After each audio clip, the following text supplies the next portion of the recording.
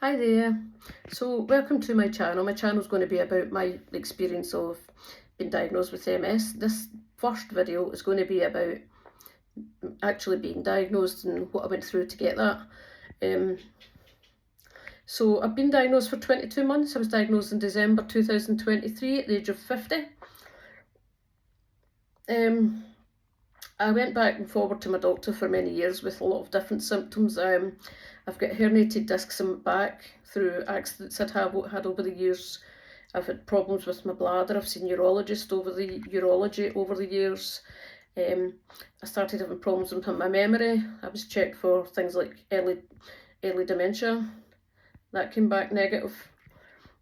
Eventually I was sent to orthopaedics to see if there was anything they could do about the problems I was getting with my back. They done a MRI scan in the lumbar region of my back, which was a nightmare because I'm claustrophobic. I got through it. I think I had a 4-minute appointment before I was told to go back to my doctor because I couldn't find any reason for my symptoms other than the fact that I had the herniated discs. They couldn't understand why my leg was dead, so they just told me to go back to my GP. Went back to GP and explained what they'd said, and she put a referral into a neurologist for me. She said that was what I needed. I needed to be seen by a neurologist, and that's what they should have done. They should have referred me. So she told me it might be quite some time, a lengthy wait, because there was a long wait list. But in the meantime, she sent me to physiotherapy to see if there was anything I could do to help me day to day get around. By this point in time, I've got 2 dogs, so I was walking up my border collie and I'd get so far and my leg would be completely dead. It was quite dead when I left the house, but at this point in time it was completely dead and my foot would drag in the pavement. No explanation and no understanding of what was going on. So as far as I was concerned, it was due to the bulging discs in my back. So I went, I had to get someone to come and pick me up in a car.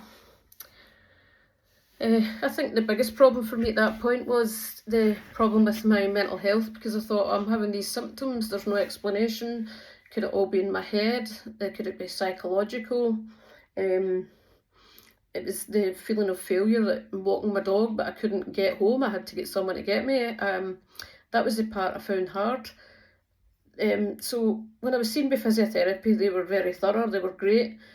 They watched me walk around, they checked my reflexes, they checked how much flexibility I had. So whatever they were seeing was concerning. They told me to go back to the GP and tell my GP I needed an urgent referral to a neurology. They also gave me an elbow crutch to see if it would help me walk around, because by this point in time, aside from the dead leg and the dragging foot, I was starting to have a lot of falls. So I was getting quite a lot of injuries, injured ankles, injured knees. My leg would just completely give up. I couldn't get home. So I went, I was eventually seen by a neurologist some few weeks later. Neurologist was very thorough. They checked everything, the pinprick test, they done the tuning fork, walk around the room, heels, toes. Couldn't do any of it. Couldn't feel the pin. When I closed my eyes, I couldn't tell how she was moving my toes. She told me I was going to need to get an MRI of my full back, and she couldn't understand why orthopaedics had only scanned the lumbar region of my back, because obviously a full back would give a clearer picture if you did have a back concern. So I was given an MRI in probably about 3 weeks. It was petrifying because, like I said, I was claustrophobic. I took diazepam just to get in there. I was panicking the whole time. Eventually got the MRI done, and the neurologist contacted me to say there was a little bit of concern in my MRI and they wanted me to get a full back and brain MRI. So I had to go through this again. By this point in time, I'd done some exposure therapy, practice getting into a small space, stayed in there until I was no longer panicking. When I started out, it was petrifying. I kept panicking. I kept coming back out. I was hyperventilating. I didn't think I was ever going to combat it, but I'm a trained CBT therapist, so I know that exposure therapy does work. So I just had to stick with it. And the more you expose yourself, the more likely you are to overcome it. I wouldn't say I completely overcame it. I still don't like small spaces, but it was manageable. It meant that by the time I went for the next MRI, I wasn't panicking. I didn't like it, but I managed it. The scary part for me was the cage they put over your face when you get a brain scan. That was the part that I did panic when I seen that. Anyway, so 45 minutes later that was done. I had a few weeks of wait to see if there was going to be results. I don't think I waited a few weeks, I think it was 2 or 3 weeks. And the neurologist called me and told me that I was to get a third and hopefully final MRI. This time back in brain again, but with the contrast dye, the gadolinium, injected into the vein in my arm. So I went along, got this. This was a longer MRI. It was quite lengthy. It was about 55 minutes and maybe a little less. And at this point in time, I was really hoping it was the last MRI. I'd had one in September, one in November, and this one the very first week in December.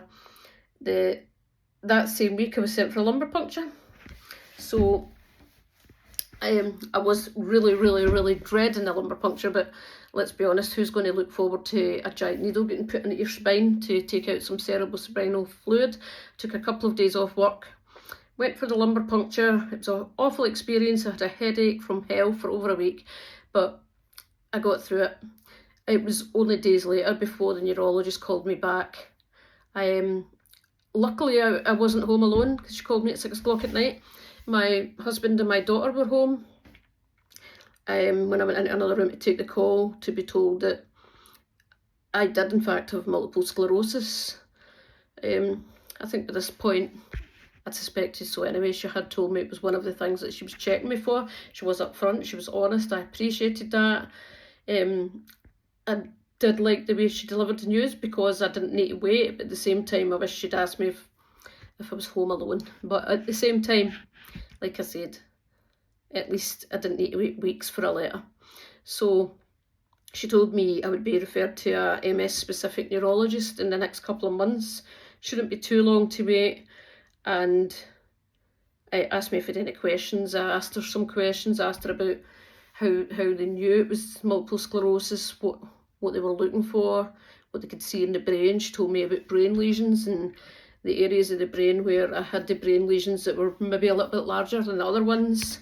And she told me just not to panic or worry too much, but wait until I spoke to an MS neurologist. So I done that. I heard from the MS neurologist in February. At this point in time, I'd pretty much done all my own research.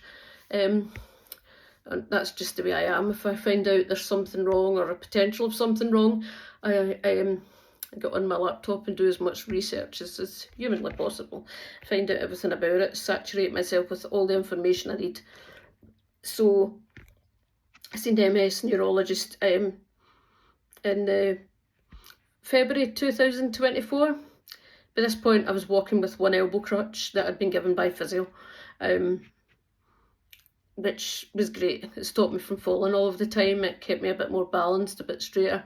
My husband came with me, which was good, but he didn't come to many appointments with me, so I really appreciated that he was coming along with me, as well as someone to hold on to, because let's be honest, I wasn't walking very good.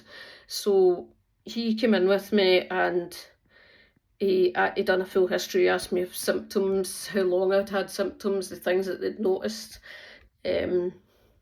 Showed me the brain. My brain pretty much looked like a dot to dot, like one of the things you do in a puzzle book, where I had so many lesions in my brain. I wouldn't even have knew where to begin counting them. There was so many. So he told me that based on my history and the fact that I never described any relapses, that he suspected I had primary progressive multiple sclerosis. That was the hardest part for me. I think even now, thinking that I have primary progressive multiple sclerosis is the bit that is the hardest pill to swallow. It's not so much that it's classed as a progressive, it's the word itself. I think the word progressive is an awful word to tell someone they've got something that's going to get progressively worse and there's no cure, there's no let up, and there's no days where things are going to improve, you take away all hope. I really think it should be relabelled to some other word. Anyway, that's what I had to deal with. So I went home.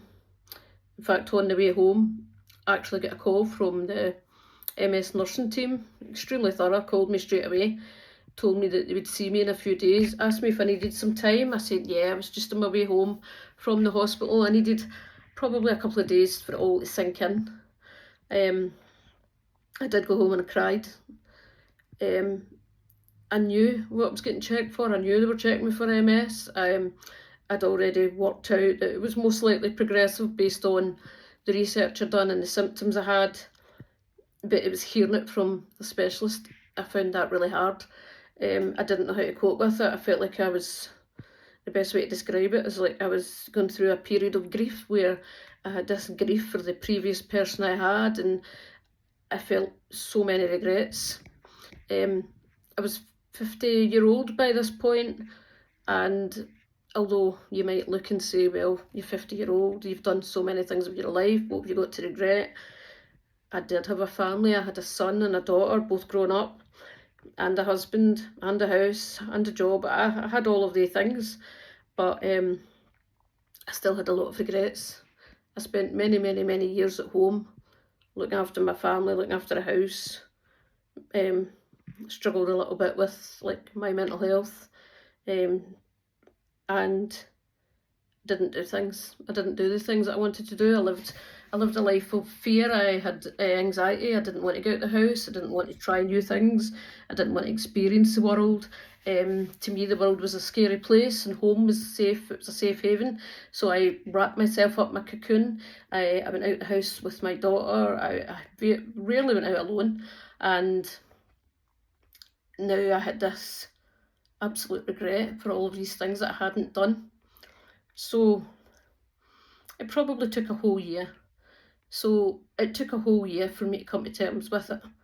There's probably still days where I have some tears and days where I don't accept it, but I'd say I've came to terms with it now. And no 2 days are the same. Some days I'm a little bit better than other days, and some things affect me more than others. Like I don't cope very well in the cold. A lot of people I speak to say it's the hot weather that affects their symptoms. Mine's is cold. I don't cope very well when I'm stressed. And the bottom line here for me is I spent many years quite stressed and struggling, like I said, to cope with life in general. And I suspect that stress was probably the main contributor to my MS. So I think I'll leave it there. That'll be my first video. Maybe get to meet my dogs in the next video, and I'll maybe go a little bit deeper in the next video, tell you a little bit more about me. So I hope I've not bored you too much, but thanks for listening, and any questions at all, just drop me a comment, okay? And I'll answer any questions. But thanks for listening. Bye.